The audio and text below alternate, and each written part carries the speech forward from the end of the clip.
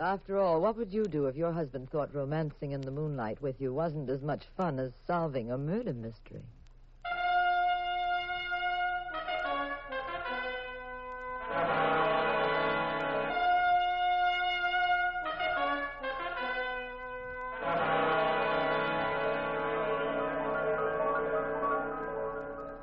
The National Broadcasting Company presents The Adventures of the Abbotts, starring Claudia Morgan and Les Damon as Jean and Pat Abbott, those popular characters of detective fiction created by Francis Crane.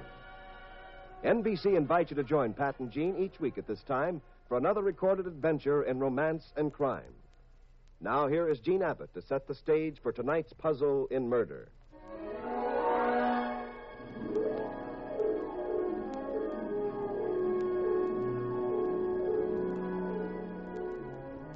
You've heard about the unbelievable fogs they've been having recently in England. Well, this one topped them all. Pat had been working on a case in a remote town in Scotland. And now we were flying back to London to pick up the transoceanic plane and return to the States. The plane we found in Scotland was a chartered job. It was the best we could get, being in a hurry to reach London. Pat, of course, was sitting as calmly as could be. Nothing on earth rattles that boy's nerves. He was nonchalantly thumbing through a magazine. Me, well, as usual, I wasn't doing too well, peering out at the weather.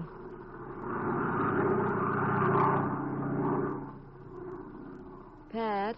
Hmm? You want to play Scrabble? Nope. Oh, be sociable, Pat. You should say I'd be delighted to play Scrabble, especially with you, Mrs. Abbott, the world's champion player. Mm-hmm. I found a set, Pat. Now I'll get a pencil and paper and we'll play. Let's see, I have a pencil. Oh. Maybe he has some paper. Who? That man right in front of us. That very distinguished-looking man. Well, if you're looking for an excuse to talk to him, dear, go right ahead. I'm not the jealous type, you know. Not much. If he talked to me for more than 60 seconds, you'd pick him up like you were back out west with a newborn calf. Toss him out of the plane. I would not. Now, go on. Ask him for the paper. Okay. I beg your pardon. Yes? We wanted to play a game, and we haven't any paper. Have you? Oh, surely. I have a pad right here in my briefcase. Well, it's awfully kind of you. Oh, not at all. There you are. Go on, take the whole pad. Thank you. Sounds a bit rude, but it isn't a game three could play, is it? Why, surely, Mr. Dr. Rhodes. Oh, I'm glad to know you, Doctor. I'm Jean Abbott, and this is my husband, Pat. You aren't Dr. John Rhodes, a psychiatrist, are you? Yes, I am. Well, I'm delighted to meet you, sir. I read your book, Psychoneurosis in Wartime. Jean, Dr. Rhodes is one of England's foremost analysts. Oh? You sound as though you were quoting the dust jacket on my book. I wish you wouldn't. It's most embarrassing. Are you a physician, Abbott? No, I'm a private detective from San Francisco. Your book, as you might well imagine, was very closely connected with my field. You mean some private detectives read? I was under the impression they all solved their cases by being periodically knocked unconscious. Well, that happens, too. But criminal psychology is also helpful at times. Your theory about us is very much like our theory about you. And what is that? That all psychiatrists begin a case by fluoroscoping the patient's wallet. I'm afraid our business is considerably more serious than that. Especially, Doctor, in the area where psychosis becomes crime? Yes, Mrs. Abbott. You know, our most widespread problem medically today is not heart disease or cancer, devastating as they are. By statistics, it's mental illness. Hundreds of thousands of persons lie in hospital beds today because they are emotionally ill. Still more are at home or wandering the streets. Wandering the streets, contemplating murder, eh, Doctor? Occasionally. Does becoming absorbed in the criminal mind sometimes make you, well... Wonder about myself? Of course. I simply like to think my more evil impulses are reasonably controlled, though. So controlled you could never commit homicide? No, I'm susceptible, too. But we are admitting an entire area in this discussion. The area of fanaticism. The lunatic who believes he must have power in the form of admirers, followers, who believes he has a special mission on Earth. even though it means bloodshed. Which gets me to my present trip. Might we ask what that is, Dr. Rhodes? The British government is sending me to Kensington Downs, to a hospital there. There are some very perplexing cases in that hospital. Cases of fanaticism. Pat, I'm going to... Excuse me, Pat. Pat, something's wrong. The pilot isn't cutting that motor. It's missing. Yes, I know. I hear it. It's all right. It'll pick up again. Pat. Pat, the lights. Steady, Mrs. Abbott. If anything were really wrong, the pilot would warn us. Pat. Just stay in your seat, Jean. But Don't fidget and don't become hysterical. We can always make a belly landing. We aren't over water. We're somewhere near London. He'll find a place to set us down. This whole section is pockmarked with airports. Fasten your safety belts. Fasten your safety belts. Pat, we're going to crash. Now, easy, darling. Oh, Pat. Get that belt tight. Yes. There you are. Pat, we'll be killed. We'll be killed. Now, don't lose your head, Jean. Oh, we're going to die. Pat, we're going to be killed. No, we're not. Now, darling, steady. Steady now. Oh. Steady.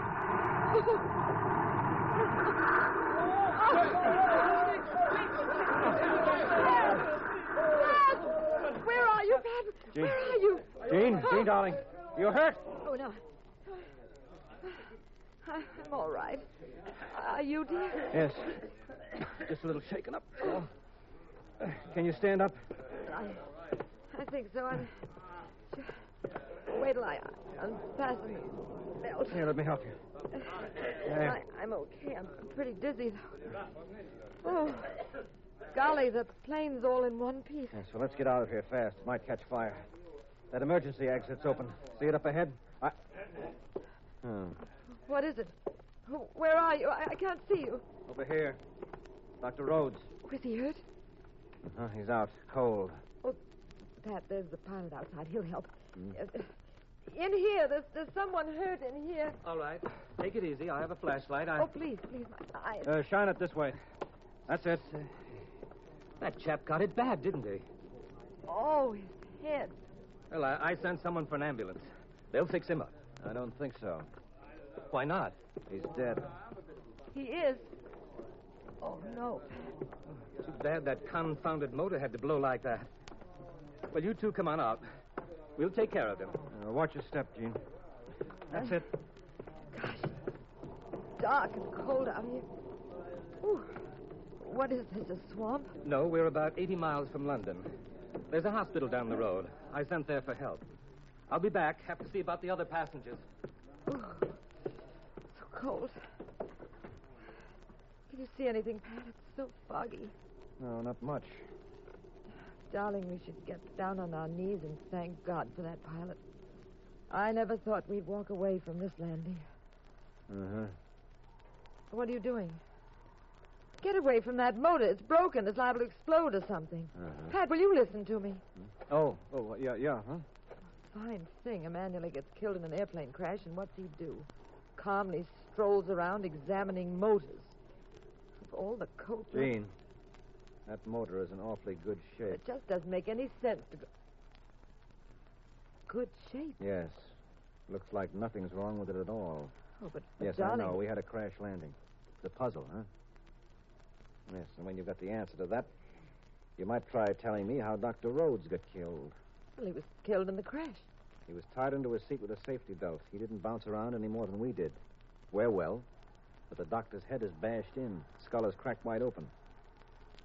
You wanted to play games, Jean. All right. Get a pencil and paper and figure that out.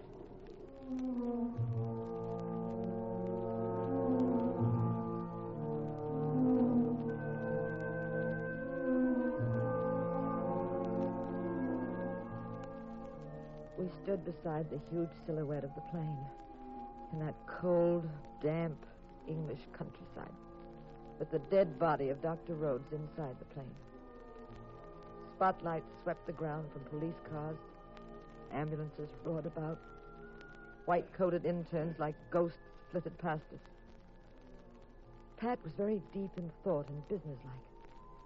Now that he'd stumbled into a murder, he kicked the ground pensively. All right, come on, get it out. Yes, start away. Now, Gene, listen. When they come over to us, no matter what I say, follow my lead. Don't ask questions. Pat, do you think you know why we had that phony accident? And why Dr. Rhodes was killed? I'm just a detective, dear, not a crystal gazer. Keep your pretty shirt on. Good evening. Evening. My name is Sterling, Major Sterling. I'm the director of the Regent Hospital down the road. You people feel all right? Anything we can do for you? Why, we're... I think you might help me. I feel punchy from shock. I get kind of tossed around in the plane. Why, certainly. If you'll come this way, I have a car. You can rest at the hospital, and we'll have a look at you there. Fine. Thank you, Major. Major, I'd appreciate it very much. I'm his wife. I'm Mrs. Abbott, and this is my husband, Pat.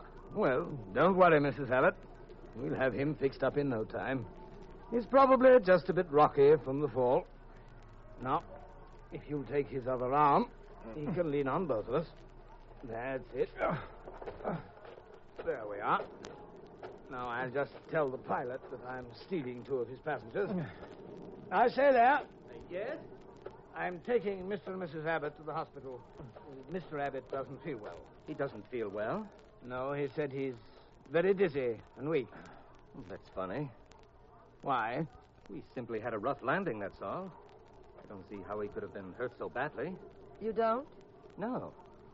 Well, that's strange, too. Why?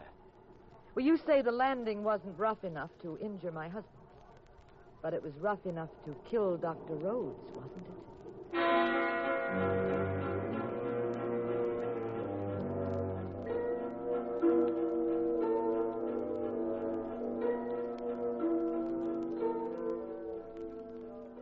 As soon as I saw the hospital, I realized it was some sort of military establishment.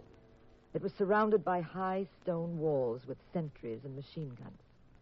The major told Pat he'd soon be okay and advised him to lie down for a while. They put both of us in a small private room. You can stop groaning now, Pat. We're alone. Oh. Didn't I do a terrific piece of acting? Marvelous, darling. Pat, you know you haven't kissed me for ages. After all, we might have been killed. You know something? Maybe I should have been an actor instead of a detective. Just imagine. Radio City Music Hall presents Ava Gardner and Pat Abbott. I was talking about a much more fascinating subject. Now, let's see. What role would I play? Maybe I'd be... Huh? What'd you say? What were you talking about? Kissing, remember? Oh. Lots of fun. Very popular nowadays. Oh, Gene, now stay away from me. I'm supposed to be sick. What if somebody walks in? Well, they'll get a good practical lesson in the art of kissing from 2 highly qualified experts. No, Gene, I'm supposed... Close your eyes, dear.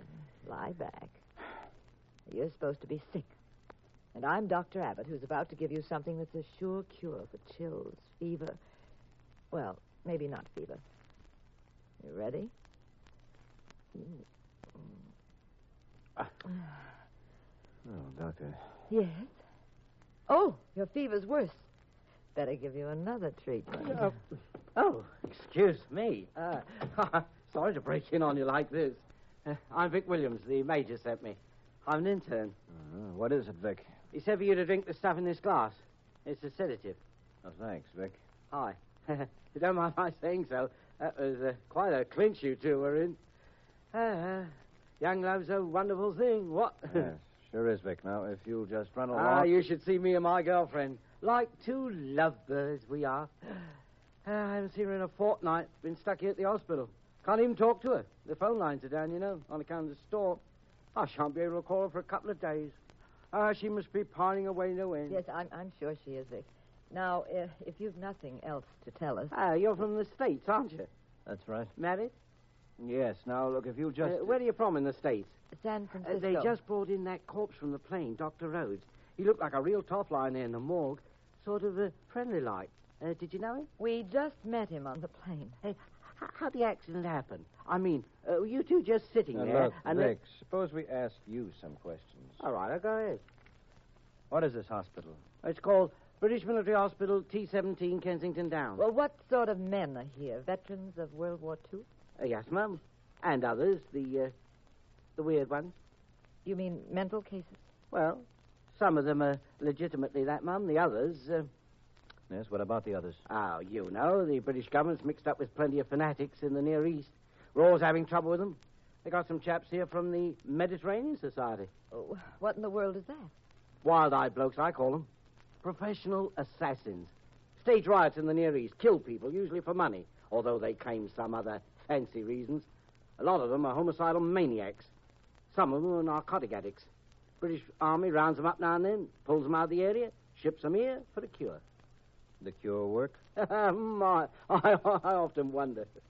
Lots of the Mediterranean League in this hospital? You know, it's quite a three-ring circus with those boys and the kind they attract. What kind do they attract? Deportees, ex-Nazis, neo-fascists, the lunatic fringe. There's a lot of ex-Nazis who turned up in the League. Let's come in. Everything all right, Mr. Abbott? Oh, fine, Major. Thank you. Well, you try to get some rest and take that sedative. It'll calm your nerves. If you want anything at all, just tell Vic. Thank you. We haven't any caviar or champagne, though, much as I'd like to give it to you. I'll see you in the morning. I'm getting along myself. I know you two want to be alone. How long have you been married? A few years. San Francisco, huh? What business are you in, Mr. Abbott? Oh, I make a fortune, Vic. I dunk donuts for nearsighted millionaires. Now, look. I know. I'm going. Oh, by the way, after I go, bolt the door. Why? This is a hospital for lunatics, man. You remember? During the nights, they get hopped up. They start running around. Pleasant dreams. Oh, lovely place. Lovely. Pat, what are you doing? I'm going for a stroll. Here? Now? What did you think I pretended to be sick for? I want to see what makes this hospital tick. Or wouldn't you rather lock the door and make believe we're back in Scotland on that moor in the moonlight? You made quite a fancy Heathcliff back on that moor, Pat, darling. Right now, I'm more interested in who bounced Dr. Rhodes on the coconut and why. I'll see you around, Mrs. Abbott. Not on your life. If you prowl, I prowl. If you think for one moment you're going without me, I'll scream. No, all right. Shh. Come on. There are no lights out here. Follow me. Tiptoe. Pat, look. A light's shining under that door. Yes, I see it. Oh, come on. Easy. Yeah. Easy.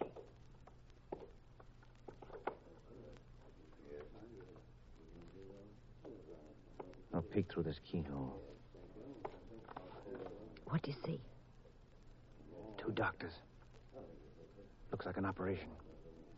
They're working on a man's arm. What are they doing? One of them has a tattoo mark on his arm. Looks to me like the doctor is taking off the tattoo. Oh, is that all? It's enough. More than enough. Come on, Jean. We're going to find the major. But, darling, thousands of men have tattoos. Not those men, and not for that purpose. Now, come on, let's go. Hurry.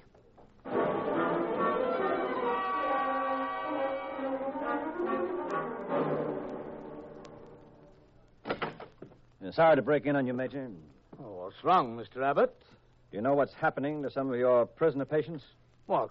I just saw them in the operating room. The doctors are removing tattoos from the men's arms. Tattoos are Now, usually... Jean, in a situation like this, those tattoos may be very important. Every man who served in Hitler's Waffen-SS bore a tattoo, a Nazi insignia and his blood group. Ex-Nazis by the hundreds have them. And as for that Mediterranean League, they probably have a tattoo also. Most fanatic secret societies do. You're right, Pat. I remember the Pachucos, the dangerous secret society in America. Same deal. Yes. And once out of this camp, any of those men has a much better cover story. It would be much easier to deny any affiliation they once had. A rotten trick of theirs. Well, I'm grateful to you, Mr. Abbott.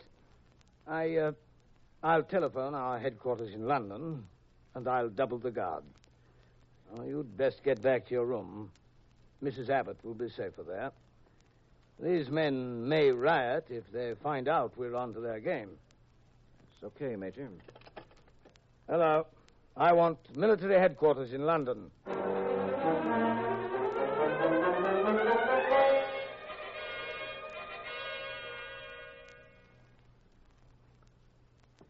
Here's our door, Pat.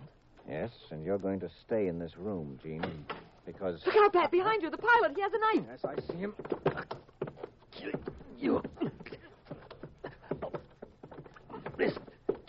You break my wrist. Now drop the knife. Let go of that knife. All right. My wrist. I'll let go of your wrist after we finish playing a little quiz game. All the double-crossing. You faked that crash, didn't you? Didn't you? Yes. You turned out the lights, left the controls, ran back, and in the excitement, you hit Rhodes over the head. Simple, wasn't it? Especially when the plane's supposed to be out of control, anyway. Then you went up front, did a few wing-overs and a sloppy landing. They'd say the doctor died in the accident. Very neat way to commit murder. Now, why did you do it? Why did you do it? You break my arm. I got paid 2,000 pounds. All right. You're going to stay here a while. Come on, Gene, let's get out. I lock him in. Here's the key, Pat. Get a doctor. My arm. Yeah, that does it. He'll stay there now. Come on, let's find the major. Well, Mr. Abbott, Oh, it's Vic. I heard cries. I thought you were sick. What are you running about for? Come with me, Vic. I'm going to the major. We're all in for a little entertainment. Your Nazi guests are acting up. Huh? Well, what do you know? Major? More trouble, Mr. Abbott? Yes. The pilot of our plane was waiting for me in my room with a knife. I had to knock him out. He's confessed he murdered Dr. Rhodes. It was a fake accident. What? He walked? I'll give you the details later, but I haven't picked up by your men. Oh, yes, I certainly will. Oh, I just telephoned headquarters. There's an investigating squad on the way here now. Well, it's about time. You know, Major, you're quite a remarkable man. Taking all this in stride, telephoning London. Well, it's all part of my job, Mr. Abbott. No, I think you deserve special mention for an extraordinary job. Telephoning London, and the telephone doesn't work. What was that? Pat. Yes, it's amazing. You say you called London for help. But Vic here told me a few minutes ago that the lines were down on account of the storm. He wouldn't be able to telephone his girlfriend for the next 2 days. How did you manage it, Major? Is magic also one of your accomplishments? You've been asking unpleasant questions all evening, Mr. Abbott. I think I've had about enough. Careful, Pat. He has a gun behind the desk. I can see it from here. Vic, Yes, Major? we'll have to get rid of Abbott. Quickly, too. I wouldn't try any childish tricks, Mr. Abbott, or I shall be forced to kill your wife. Yeah, surprised me. This chap was trying to gum up the works. You suspect Abbott at all, Major? Yes, I did, Vic. Since he first presented himself at the hospital. It was obvious there wasn't anything wrong with him. I allowed him to come in, though, basing my tactics on the old saying, give a man enough rope. You paid that pilot to kill Dr. Rhodes, didn't you, Major? You had to get Rhodes out of the way. Go on. Very interesting. The British authorities suspected everything wasn't exactly as it seemed in this hospital. They probably figured some of the so-called incurable prisoners were cured a long time ago. That some were feigning insanity. That all sorts of shenanigans were going on here, so they selected a top-flight psychiatrist, Rhodes, to check the patients. Not a full-dress investigation, just a seemingly innocent visit. Yes, they underestimated me on that, too, Mr. Abbott. Yes, you needed a bit more time before staging what was probably going to be a wholesale escape. So you hired the pilot to keep Rhodes from coming here. You fit the pieces together very well. Thank you.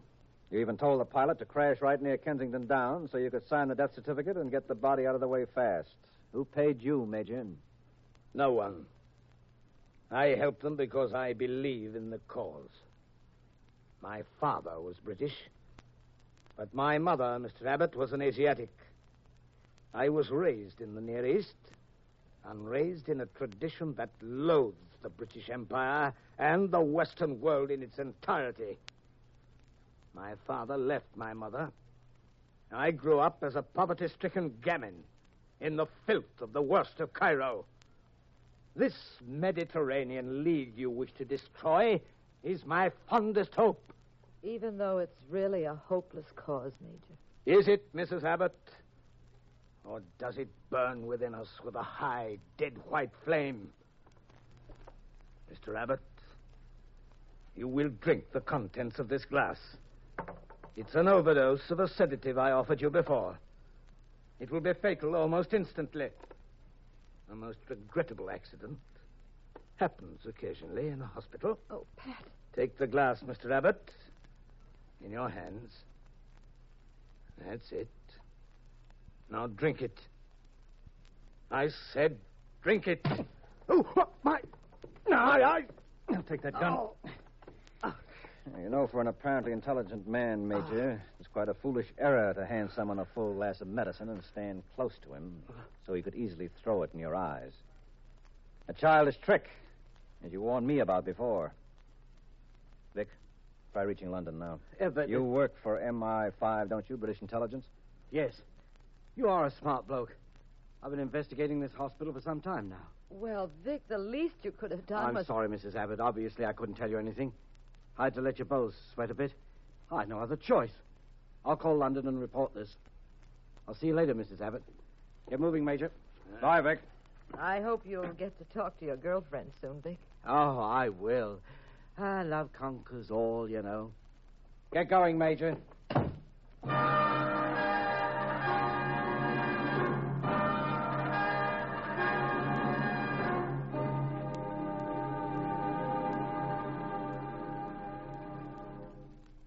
Pat and I finally did get to London.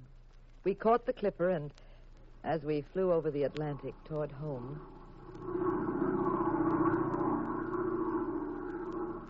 Pat? If Vic told you he was an investigator, why didn't you tell me? He never told me. Well, then how did you know? Because in the first place, he asked an awful lot of questions when we met him. Too many, in fact. Made me wonder whose side he was on. Then he told us to bolt the door, so I knew he was worried about us. Darling, how could you be sure? Well, dear, when the Major said he'd use the phone, Vic didn't say anything. Uh-huh. And that did it, huh? Mm-hmm. That did it. Pat. What? I just thought of a wonderful game we can play. Scrabble again? Uh-uh. It's too dark. Well, what kind of a game can you play in the dark? You got neon checkers? No. I was thinking we could play... Well, what? Post office.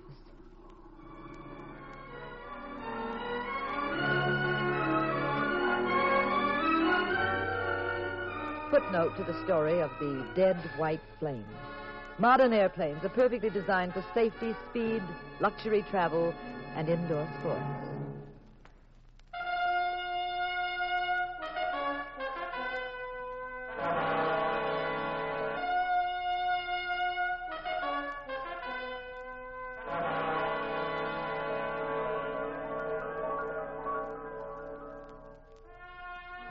The National Broadcasting Company has presented The Adventures of the Abbotts, starring Claudia Morgan and Les Damon as those popular personalities of detective fiction, Pat and Jean Abbott, created by Francis Crane. Tonight's cast included Everett Sloane, Burford Hampton, and William Lally. The Adventures of the Abbotts was written by Howard Merrill, original music composed and conducted by Dewey Bergman, produced by Ted Lloyd and Bernard L. Schubert, directed and recorded by Harry Frazee. Next week, same time, same station, another exciting adventure in crime with Pat and Jean in The Adventures of the Abbotts.